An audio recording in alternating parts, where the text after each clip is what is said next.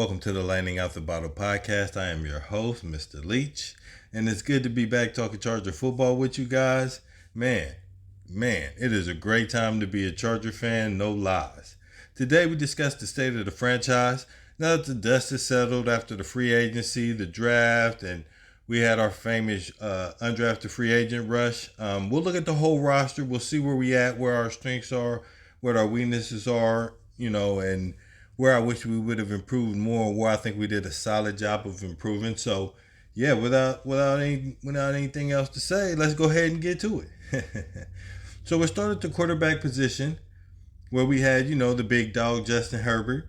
We brought back Taylor Heineke. We brought in Trey Lance, and we also signed undrafted free agent. Let me butcher this right quick. DJ Ugalele. I'm sure I said that wrong. I'm sorry, my brother. I need a couple of more time to pronounce that. So we're looking pretty good in that quarterback room. I mean, we got Justin Herbert, so what can I say? As long as you got Justin Herbert, you got a chance. Brought back Taylor Heineke, a veteran cornerback. Trey Lance, we'll see what happens with him. I really have no clue. I guess emergency third quarterback, we'll see. And with undrafted free agent, let's see what he does if he's just a camp arm. Some people are saying he's good. Some people are saying he's not. I didn't really look into him too much as we didn't need a quarterback. So there was no reason for me to be studying him.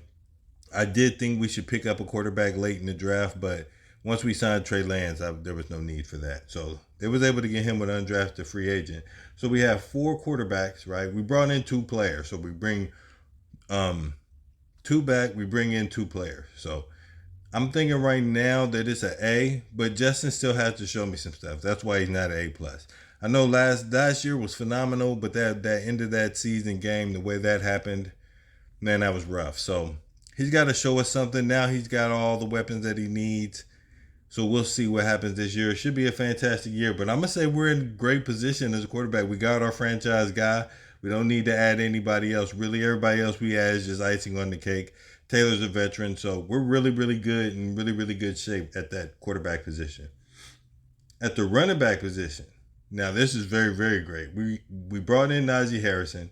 We drafted Marion Hampton, Hassan Haskins, Kamani Vidal, Jared Patterson, and Raheem Sanders. We grabbed him as an undrafted free agent. So right now we're sitting with 6 running backs on the team. Right, we added 3 players with Najee Harrison, Amari Hampton, and Raheem Sanders. We didn't have anybody to resign, so that was good. We brought back Hassan Haskins, Kamani Vidal, and Jared Patterson so far.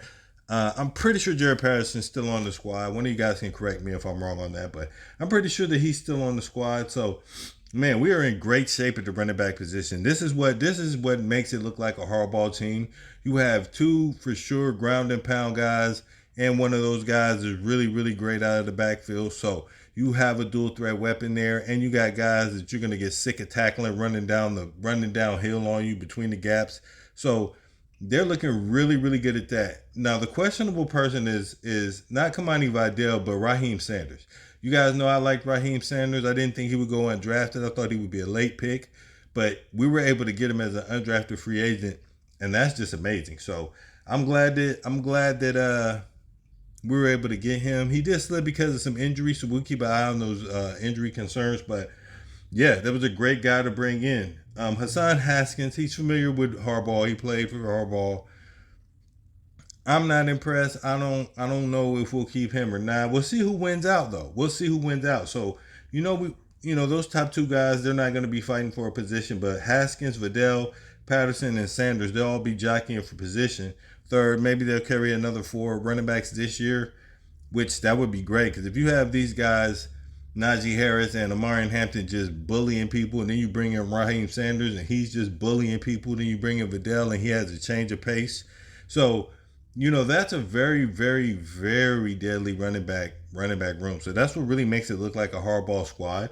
So right now, I think we're in an A position with these two new signings, right? So, that's I mean, I can't say any more than that. Bringing Najee Harris in and then still be able to get a stud face of the franchise type of running back, that's very impressive. So that was a great, great, great addition. Those 2 additions, right? Those 3 additions, I think. So at the wide receiver spot, we're actually 11 deep at the wide receiver spot. Right now we have Lad McConkey, Mike Williams, Quentin Johnson. We drafted Trey Harris. We drafted Keandre Lambert Smith. Darius Davis still on the team. They brought back Jalen Rager. Brendan Rice is still here. Jalen Johnson, Des Fitzpatrick, and as an undrafted free agent, they went ahead and signed Luke Graham. So very deep at the wide receiver position, very, very deep. So I'm not sure why they even brought Luke Graham in, but from all intents and purposes, everything that I've seen and what I've heard, he's a pretty quality player. Maybe he can make the cut, but that's going to be a squad that you're going to have to dogfight to get on because you already have Lab, Mike, Quinn, Trey, and Keandre immediately, right? Those five players are immediately on the team. So now you're looking to get Darius Davis. He's probably going to stay on the team because of his special teams play.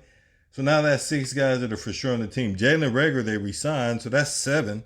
So if are we gonna really carry seven wide receivers, and then we have the extra guys. So Brendan Rice, I'm not sure he'll make the team. Jalen Johnson, Des Fitzpatrick, not sure. Luke Graham, I don't know what they're gonna do with him. They're giving him an opportunity, but I don't think he'll make the team. But he will get a chance to showcase. We do have that extra game playing in the Hall of Fame game, so he'll get a chance to showcase his skills as with most of these undrafted free agents. So we'll see what they got. You know, this draft was super deep. We were able to get a couple of guys that were actually supposed to get drafted, but they didn't get drafted. So that's a benefit for us. So we got 9 players, and then we got these 18 undrafted free agents. So that was a great addition. You know, picking up 27 players basically through the draft. Next at the tight end position, we have Tyler Conklin, Aronde Gaston, the rookie they just drafted in the 5th round, Will Disley, Tucker Fisk, McKellen Castle, and Jordan Pataya, the free agent they signed, the actual rugby player. So we're decent at the tight end position. Aronde Gaston to me is more of a big slot receiver. You can move him all around. So he's a dual threat weapon. He could play outside. He could play inside. He's a true receiving threat. And Conklin is a very good receiving tight end. So I think, you know, just with the addition of those two, plus the 2 running backs, plus you added 2 wide receivers, plus you add Lad McConkey on there, that's a ton of new weapons that Justin Herbert has. That's a ton of new weapons that he has, right? That alone is seven players. So this offense should be explosive, right? Running the ball and passing the ball because they have weapons all over the field. And they also have great blocking tight ends. So Will Disley and Tucker Fisk. And Will Disley had his best receiving year last year. So he showed us if in a pinch he can catch the ball for us. So, I mean, I think we're actually really good at the tight end position. We all wanted Evan Ingram, but he didn't sign with us, so we moved off of him. We signed Tyler Conklin, and that was a great find that we had. So you get him, you have Aronde Gaston, you have your 2 blocking tight ends. So we're actually pretty set over there at that position. So I'm happy. I think that's a B plus grade the way they have that room, right? It's not we don't know what Aronde Gaston is going to be. We're hoping that, you know, all the talent in the world, but we don't know what he is yet. But with Conklin and him, and you have your blocking tight ends, that's as set as you can be without having a superstar tight end. So, and that's what we're actually hoping Aronde Gaston turns into. So if he does turn into that, then we're good to rock and roll. Right now, we don't have that, but we have a good to decent tight end room. If we didn't have those good blocking tight ends, it wouldn't be a B. It would actually be a C plus with just the 2 receiving tight ends. But because you have the 4 tight ends and they could do both, you're actually really set at that position. So good job for that. At the tackle position, we have Rashawn Slater, Joe Alt, Trey Pipkins, and Tyler McClellan. Here's the thing. At the top of the depth chart, we're fantastic. Those are A plus players. After that, not so much. I mean, we got Trey Pipkins and Tyler McClellan. So, I mean, we're very devastated. Branson, they just drafted, but he's going to be a guard. They have him slated to play guard. So right now, we only have those 4 tackles on the team. We did sign in free agency Corey Stewart and Savion Washington. Hopefully, I haven't got a chance to fully scout them yet and see what they have going on, but those are the ones that we added to them. So now we have 6. But we just know behind Joe Alt and Rashawn Slater terrifies me. If either one of those guys go down, it's going to be a problem. It's going to be a big problem because we don't have the guys. Trey Pipkin did all right, I guess, at tackle a couple years ago, but I don't trust Justin Herbert's future to him. I mean, I'm sure you guys don't. So we it really disappointed me that they didn't address that line much more than they did. But with I'm thinking it this way. They figured that Bradley Bozeman at center was the actual problem. Him and Pipkins at the right guard position were the problems. So they bring in Andre James and they bring in Mekhi Becton, and they figure that's going to fix the issue.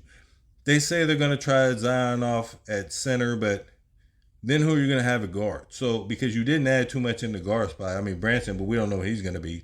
You know, he's a tackle going over to the guard position, so he have to show us, right? At the guard position, you have Mekhi Becton, Zion Johnson, Jamari Sawyer, Carson Barnhart, right? And also Taylor Branson. So, and we have Corey Stewart that they got as an undrafted free agent. So it's not looking the best on the interior of the line or behind the tackles, right? At center, we got Andre James, Bradley Bozeman, Josh Kettenberg. So the interior of that line didn't improve drastically. Right guard improved drastically, but center did not. Now, I know they say Andre James performed very well in the same type of offensive scheme, blocking scheme that Greg Roman runs, but last year he had a terrible year.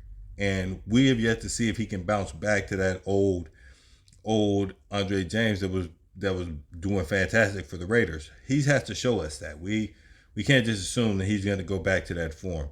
Right? He's a couple years older. He's moved to a new location. He may not be able to pick it back up the way that he had it before. So we got to wait and see what happens on the field with that.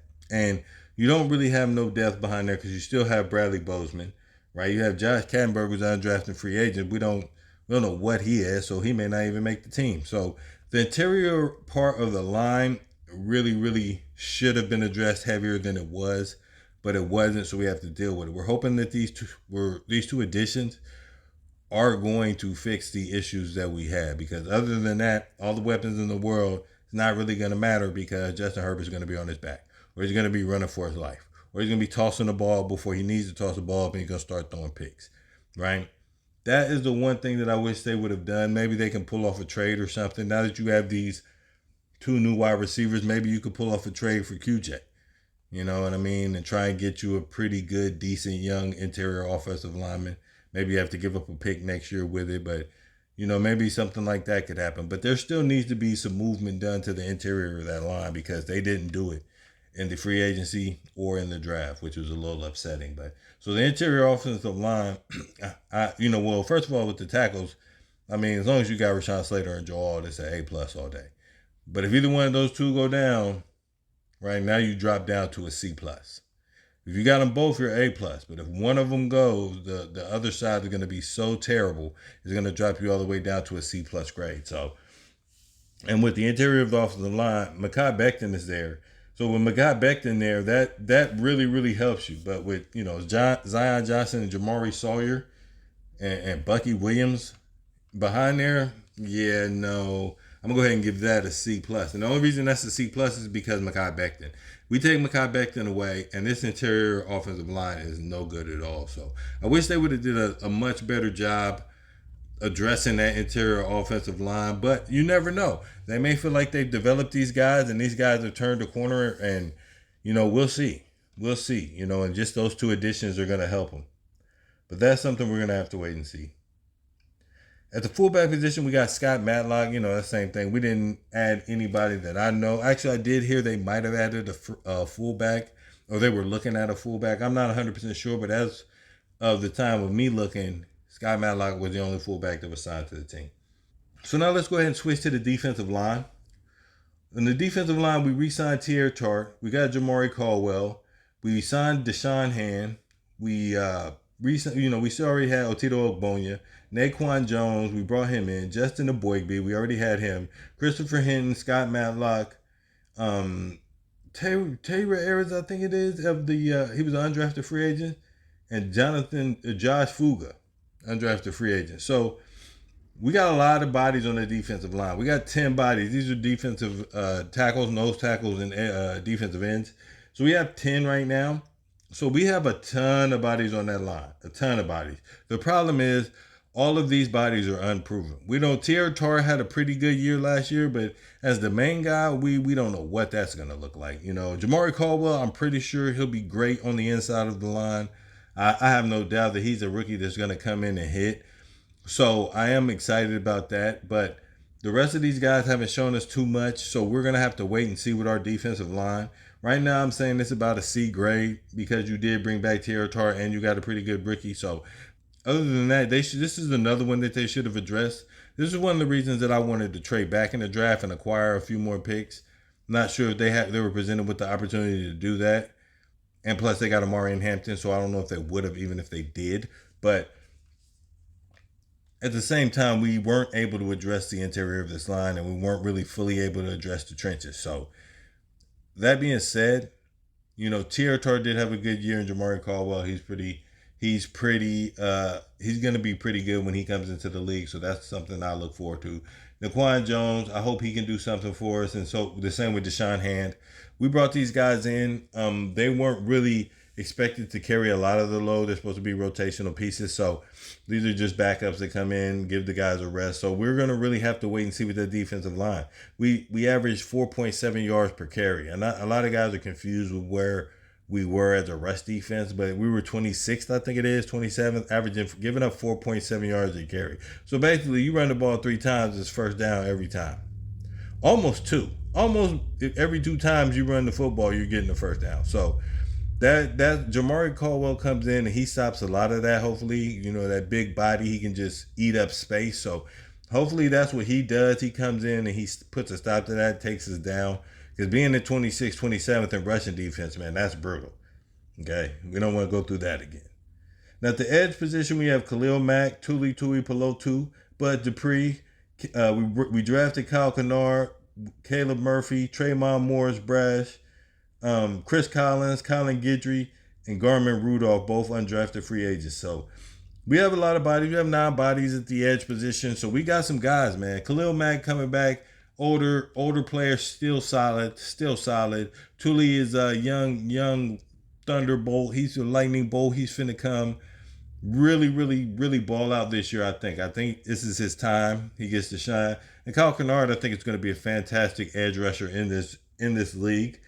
So the guys behind him, Caleb Murphy and Tremont Morris and Chris Collins, they're decent enough players. So I think this year, we still going to need to draft 2 next year, or we need to sign 1 and draft 1, but we're still going to need to acquire 2 next year.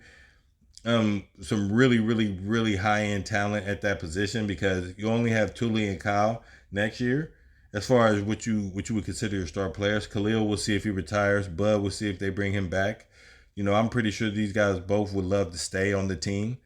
Bud has been, from what I hear, nothing but a fantastic teammate. Same with Khalil, always. So we'll see, but I like where the edge position is at. I don't think it's not improvable. We definitely could improve that position, but for what they did get and what they do have, those 3 alone, Tuli, Kyle, and Khalil, those 3 alone are enough to pump fear all year, and that we can get something next year. So we're in pretty good position with that edge group too. So we don't really have to worry. The loss of Bosa was hard, but they did do enough to fill that void for at least a year, and then they bring in another guy or 2, and then they'll be all set, I think. So I'm liking where the edge position is. I give that a B- or so.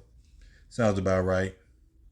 At the inside linebacker position, we have Deion Henley, Denzel Perriman, they brought him back, Junior Colson, Troy Dye, he was re-signed, Delshawn Phillips, they brought him in. Although he's more of a special teamer, his official position is linebacker.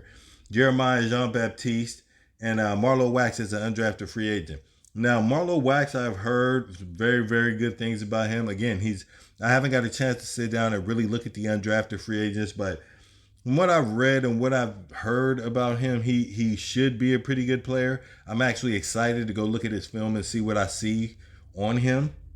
The Chargers are notoriously good for drafting or finding great talent as an undrafted free agent.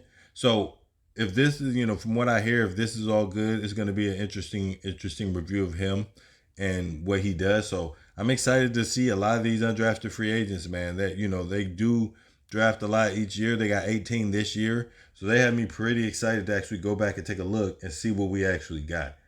So at that inside linebacker position, with Dayon being a young up and coming star, you have your veteran Denzel. They bring back Troy Dye. So Junior Colson, hoping he takes that jump. I'm really hoping he takes that jump. He had a pretty rough rookie campaign, but he flashed some good. He did seem a little. It seemed like the game was just a little too fast for him right now. So I'm thinking a full year plus a full camp, and he's going to be good to rock and roll. I really do believe that. They were high on him when they drafted him. He was a rock star at Michigan. I think he just needed to get that year under his belt of actually calling a professional defense and keeping up with the speed of the game and the way the quarterbacks are audible and all that good stuff. So it just took him a second, I think. I'm hoping, for him to catch up to the game, and I think he's going to take a big, big jump in this offseason. And him and Deion Henley are going to be a force to be reckoned with here in the future. At the cornerback position, we got Tarheeb Steele, Dante Jackson. We brought him in. Cam Hart, Benjamin St. Juste, Dean Leonard, Triquez Bridges. We also got Jordan Aladukin, Nico Reed, Eric Rogers, Jasir Taylor, and Miles Purchase. So we got some really decent cornerbacks. We got some really decent cornerbacks. I don't I hate to say it. Jasir Taylor may not make it, even though they just re-signed him. Tarheeb Steele, Dante Jackson, Cam Hart. So those four alone are starters. They're definitely on the team. Dean Leonard, he more than likely to make the team. Triquez, from what I've seen of this kid, and his size and his ranginess, his speed, his willingness to tackle, he might make the team. So we have 11 cornerbacks right now.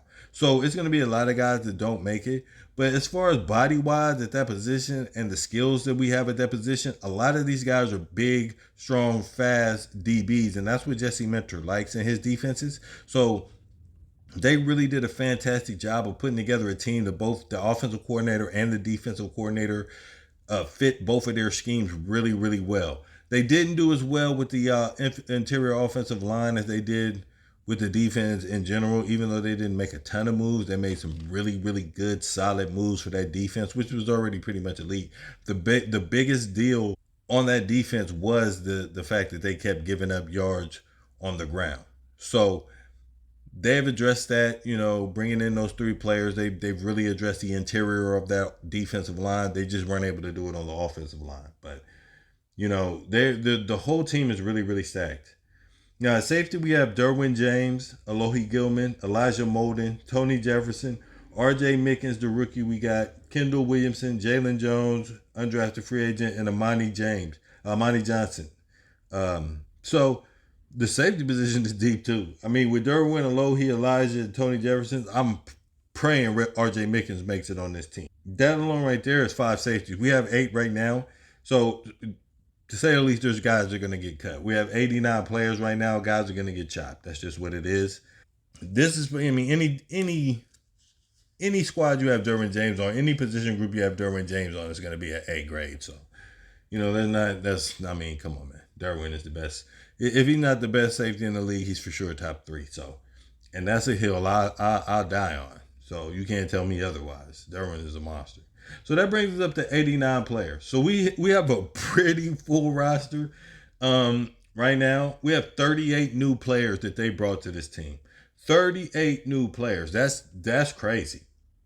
That's crazy. You have 38 new players. And we re-signed 10 players. So that's 48 contracts that this front office got done since the offseason started. That's a huge number. 48 contracts. In about three months, they got about 48. Well, in January, 3-4 months, whatever. They've gotten 48 contracts done. That's a ginormous number. Even though they really didn't start a couple of months ago, they really, really went to work putting this team together. They saw what happened at the end of the year against that Texans team and how they got slaughtered. Everybody focused on the weapons, but they really missed the interior line. But what they think they've done, they think they fixed it, and they know better than I do. So all I could do is sit back and trust that, Ortiz, Harbaugh, and Roman got it covered, and they're going to make it happen. We're bringing back 41 players. We got 9 rookies that we drafted, 18 undrafted free agents. right? And we got 11 free agents, so veteran free agents. So again, 48 contracts in the offseason, man, that's amazing. That's amazing they were able to do that. And 38 of those are new players. So that's good work getting all of that done. Again, salute to our front office. They really, really, really have had a fantastic offseason quietly.